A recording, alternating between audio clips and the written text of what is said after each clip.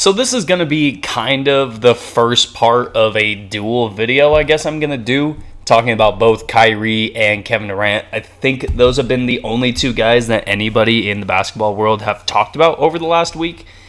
But that's just because they're really the only two storylines going on outside of the DeJounte Murray trade. So on the Kevin Durant side of things, if you're Brooklyn, you are working with him to facilitate a trade, and you're trying to get not only the destination that Kevin Durant wants to go to, but you're trying to get the most out of a possible trade. Now, Brian Windhorst has said that Phoenix and Miami are the two top options at this current moment. I don't know if that's necessarily true. I don't know if, anytime a guy like a Kevin Durant or even a Kyrie Irving for that matter are available for trade, I would hate to say that only two teams are in the leading, because I feel like all 29 teams that are in the NBA would love to trade for Kevin Durant or Kyrie Irving, regardless if they're tanking or not. Now, for the Brooklyn Nets, it wouldn't make the most sense in the world to trade Kevin Durant to the Miami Heat for a couple of reasons. A, the young talent that's in Miami is either unproven or in the playoffs this year was a very, very how should I say this? They didn't perform well. Duncan Robinson was basically not playable in any series. Tyler Hero became a very poor version of himself in the playoffs. And outside of those two guys, there's not a lot more young talent. Their new kid, Jovic, is unproven. And everybody else that's young on this team either doesn't play or played poorly in the playoffs this year. So I just don't see why Miami on that front would be a good option for Brooklyn. Not to mention, they're in the same conference. And that's something that's very popular to be talked about by teams, is why would we trade possibly the best player in our conference? I guess Giannis is probably the best player in the conference, but you get what I mean. Possibly one of the best players, if not the best player in the conference. Why would we trade Kevin Durant to Miami? Especially when you talk about Brooklyn is going to try to be competitive this year because of the fact that they have none of their first-round picks over the next 4 years. So it's kind of like, why would they trade the best player in their conference to another team who already was the number one team in the conference this year? On the Phoenix side of things, now, there's no reason that I should talk about how Miami underperformed with their young players or underperformed in general and not say the exact same thing about the Phoenix Suns. Mikal Bridges in the postseason this year, other than his defensive statistics, and I don't even know if the defensive advanced stats really support Mikal Bridges over this year, but, I mean, everybody on that Phoenix Suns team performed at a level in the playoffs that is unacceptable, and it's at a level that was unsustainable in the playoffs. So when you talk about guys like Mikal Bridges, Cam Johnson, DeAndre Ayton, those are three of the guys who kind of led the way for Phoenix falling apart. Now, Chris Paul was a major piece in that as well, but if you're Brooklyn, you're looking at this and you're saying, okay, we're trading for a guy in DeAndre Ayton, Cameron Johnson, and Mikal Bridges. Let's take each guy one by one. DeAndre Ayton completely fell out with Monty Williams, who is considered one of the best coaches in the NBA, one of the most smart men in the NBA, and one of, like I said, I guess I'm saying it twice, but one of the best coaches in the league, period. Trading Cameron Johnson, a guy who 3 years ago when he got drafted 11, everybody was thinking that Phoenix was an idiot because Cam Johnson was not that high on many people's boards. Now he's developed into an incredible player for what he is. However, I don't know if Cam Johnson, you're trading for him and you're saying he's going to be a vital piece to your team going forward, especially given the fact that you're going to have to pay him soon. And he's going to be one of those guys requiring anywhere from $12 to $20 million. The exact same thing could be said about Mikal Bridges, except so many people love his defensive statistics that he's going to be in the $20 to $30 million range. And I don't know if Mikal Bridges being a $20 to $30 million guy is really the best possible thing for your franchise. I love Mikal Bridges. I think he probably should have won Defensive Player of the Year over Marcus Smart. That doesn't mean that he should be looked at as the guy to be traded for if you're Brooklyn for Kevin Durant.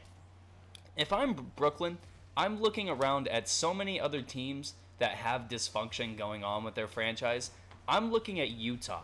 I'm looking at, teams like the Utah Jazz, right? Where they have stars, but there's obviously a disconnect between the star and the front office / coaching regime, right? Donovan Mitchell hated the fact that Quinn Snyder was not going to be the coach anymore. And I think he, more than anybody on that team, would welcome a trade. And Rudy Gobert decided to be the guy to go to the media and say, it's either me or him that Utah has to decide between. If I'm Brooklyn, I would way rather trade for Donovan Mitchell than I would for DeAndre Ayton, because at least with Donovan Mitchell, you can say, well, okay, he had one bad playoff series, right? He had one bad playoff series. Who is a superstar in the NBA right now who has not had one bad series, right, in their entire career? Can we all agree on that? If I'm Brooklyn, I'm looking at a team like Minnesota. We probably won't be able to get Anthony Edwards, but we maybe could get Karl Anthony Towns. We maybe could get D'Angelo Russell back. D'Angelo Russell has never played better than when he was in Brooklyn, so I don't understand why that's not a good move. And if I'm the Brooklyn Nets, and I'm really trying to compete, and I think they really are trying to compete, I'm calling the Clippers, and I'm saying, would you do PG for Kevin Durant and some picks? All right, I mean, trade Kevin Durant to LA for Paul George and some picks. I don't see why the Clippers don't accept that. I mean, Kevin Durant is obviously an upgrade over Paul George. The injury history with both guys is murky, but I'm willing to bet more on Kevin Durant to play a full season than I am on Paul George. And when you talk about it from the Clippers' perspective, you're talking about a guy in Kevin Durant. You play him alongside Kawhi Leonard when he comes back next year. This team at 42-40 this last year is easily in the 55 to 60 win range. Honestly, people are saying that Phoenix and Miami are the two top options. I don't agree. I don't agree. These last couple teams I've just mentioned, Utah, Minnesota, and the Clippers, all three of them have better players to offer, and I think all three have players to offer to Brooklyn that just make more sense for Brooklyn to field a team with. And, I get it that Brooklyn needs just more bodies, and that's, I think, my biggest issue that I see with the Brooklyn Nets going into next season is they just don't have enough bodies.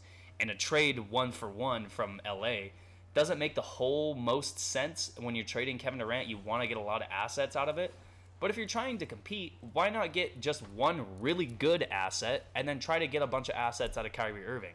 Or just try to do whatever. But obviously trading him to Miami isn't a good idea. They're in the conference and they already were the best team in the conference record-wise last year. And you trade him to Phoenix, what are you getting? You're getting a guy who fell out with his coach and a guy who was second in Defensive Player of the Year voting. That's not enough for Kevin Durant. You trade him to Utah, you get a Donovan Mitchell. You trade him to Minnesota, you get a Karl Anthony Towns, who not only is a All-NBA third-teamer, but he plays the position that you really were devoid of any talent of last year. You trade him to the LA Clippers. You get a Paul George, who, in my opinion, every time that he's been forced to be the guy on a team, every time that Kawhi Leonard was gone, or when he was in OKC, when it was basically his team, with Russell Westbrook, Paul George has never been better than when it's kind of his roster to bring up and make great. Okay? So if I'm Brooklyn, obviously we're not winning the championship next year, but we can't tank. So we can't just, go with this thing where it's like, okay, let's trade him to Phoenix and we'll get 3 guys we have to pay not only this year but in the coming years. They will have to pay Mikal Bridges the money that Phoenix has already given him. If they get Cam Johnson as well, that's another $12 to $20 million they're going to have to pay him, on top of all of the other contracts that Brooklyn already has under wraps. And if they can't facilitate a trade for Kyrie Irving, I don't see why you get 3 players that you have to pay upwards of $20 to $30 million each when you don't have the money to do it. You see what I'm saying? There's other trades that make more sense than Phoenix and Miami. And look, I think at the end of the day, they get rid of, I don't want to say they get rid of Kevin Durant, but they trade Kevin Durant. It's the best possible move. It's something I said a few days ago. But make sure you get the right deal. don't be forced by Kevin Durant to trade him wherever he wants to go, because guess what? Doing what Kevin Durant wants to do is exactly what got Brooklyn in the position they're in right now. So take your time, do your due diligence, listen to some other offers. Somebody's going to give you an offer that you really like. And listen, it's not just going to be Phoenix and Miami calling you. That's not how the league works. Both LA teams have proved that's not how the league works. And going forward, look, I'm excited for this offseason. I'm so excited for this free agency that's going to start here in soon. I think it's already started, actually. But if you're a Brooklyn fan, I feel bad for you, because this is the end of a 3-year era with Kyrie Irving and Kevin Durant that was supposed to get you at least one championship, and all it got you was excuse me, getting choked up just talking about it. All it got you was a second round exit last year, and I'm sorry for you, but this is the best possible option at the end of this, is that you trade Kevin Durant and figure out a trade later for Kyrie Irving.